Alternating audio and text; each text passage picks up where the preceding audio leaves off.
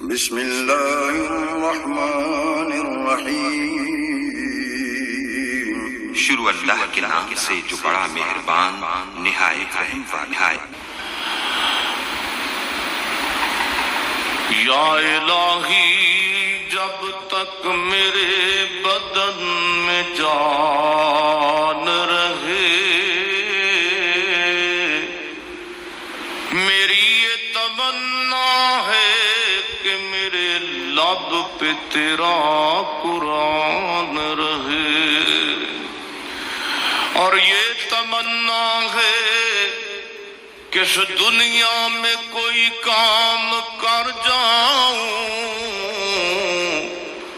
مولا اگر توفیق مل جائے تو خدمت اسلام کر جاؤں، اور یہ تمنا ہے کہ تعلیم قرآن عام ہو جائے، مولا یہ تمنا ہے کہ تعلیم قرآن عام ہو جائے، تمام پرچموں سے اونچا پرچم اسلام ہو جائے۔ تو رحیم ہے، تو کریم ہے، مولا تیری ذات سب سے عظیم ہے، تو کرم اپنا عطا ہمیں، تیرے کرم پہ مولا یقین ہے۔ تو یہ جو شوہر کی توجہ بیوی کی طرف نہیں جا رہی، وہ گھر میں ٹائم نہیں دے رہا، وہ ادھر ادھر منہ مار رہا ہے، اس میں کس کا بڑا یہ اس عورت کا گھر تباہ کرنے والی کون ہے؟ عورت ہی ہے نا۔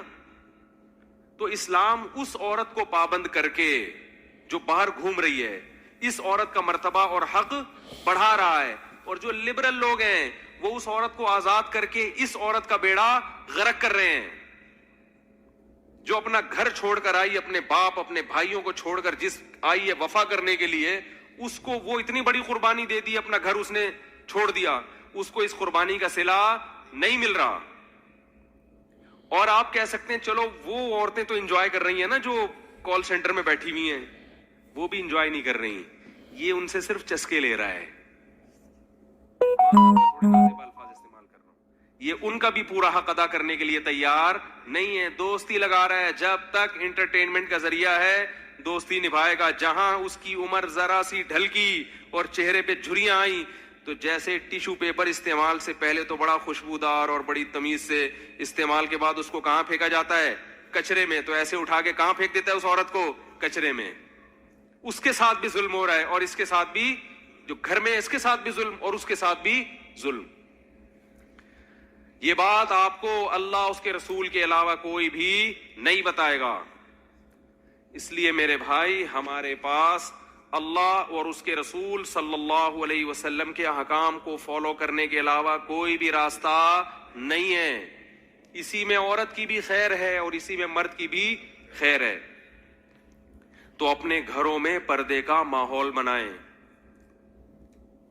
جب علماء یہ کہتے ہیں نا کہ شرعی پردہ کرواؤ، اپنی بیوی کو اپنے بھائیوں سے پردہ کرواؤ، کہتے ہیں کہ نہیں کہتے؟ اللہ کہہ رہا ہے، علماء کیا کہیں گے؟ اللہ کہہ رہا ہے قرآن میں، آپ کہیں گے کیسے ٹاپک لے کے بیٹھ گیا۔